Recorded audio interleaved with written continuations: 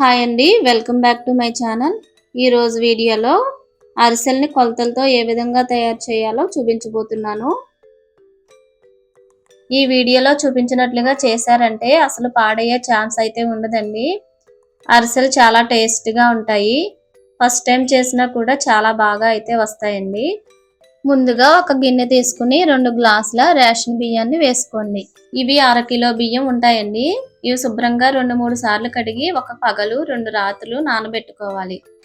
ఇలా నానబెట్టిన బియ్యాన్ని మధ్య మధ్యలో 2-3 సార్లు కడిగి నీరు మార్చుకోవాలి. ఈ విధంగా నానిన బియ్యాన్ని ఇలా జాలి గిన్నెలో వేసుకుని నీరంతా వాడిన తర్వాత కాటన్ క్లాత్ పై 5 నిమిషాల పాటు ఆరబెట్టుకోవాలి. అరిసెలు చేసేటప్పుడు రేషన్ బియ్యాన్ని నానబెట్టుకోవాలండి. జిగురుగా ఉండి అరిసెలు బాగా వస్తాయి. బియ్యం కొంచెం తడిగా ఉండగానే మిక్సీ జార్లో కొంచెం కొంచెంగా వేసుకుని మెత్తగా మిక్సీ పట్టుకోవాలి. ఈ మిక్సీ పట్టిన పిండిని జల్లెల్లో వేసుకుని జల్లించుకోవాలి. తక్కువ క్వాంటిటీ కాబట్టి నేను ఇలా మిక్సీలో అయితే వేస్తున్నానండి. ఎక్కువ క్వాంటిటీతో చేసుకునేవారు మిల్లులో పట్టించుకోండి. ఈ విధంగా మధ్యలో కలుపుకుంటూ జల్లించుకోవాలి. తడిపిండి కదా, తొందరగా దిగుదండి. జల్లించుకున్న పిండిని అదిమి పెట్టుకుంటూ ఉండాలి. ఇలా అదిమి పెట్టుకోవడం వల్ల పిండి అనేది ఆరకుండా అరిసెలు అనేవి బాగా వస్తాయి. పిండి ఆరిపోయిందంటే అరిసెలు పాడైపోతాయండి.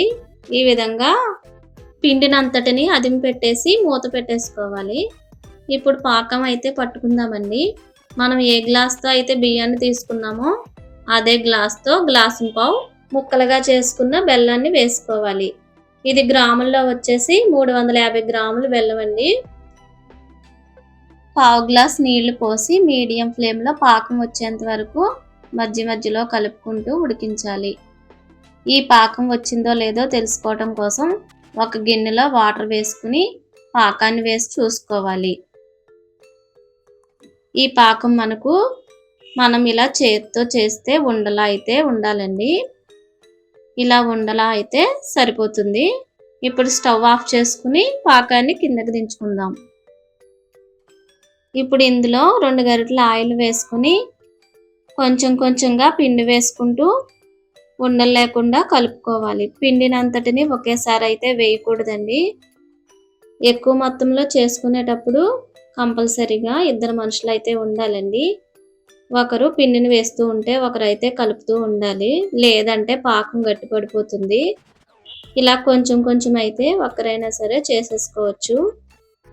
పిండి ఈ విధంగా అయితే ఉండాలండి. పిండి ఆరకుండా మూత పెట్టుకోవాలి. ఇప్పుడు కొంచెం పిండి తీసుకుని చేతికి ఆయిల్ అప్లై చేసుకుని ఇలా అరిసెలా ఒత్తుకుని కాగుతున్న ఆయిల్లో వేసుకోవాలి. చూడండి అరిసె ఎంత బాగా పొంగిందో. ఈ విధంగా పొంగిందంటే మనకు చాలా బాగా కుదిరినట్టండి. దీన్ని 2 వైపులా దోరగా వేయించుకొని ఇలా అరిసెల అప్పకల్లో వేసుకుని నొక్కుకున్నామంటే ఎక్స్ట్రా ఆయిల్ అంతా వచ్చేస్తుంది.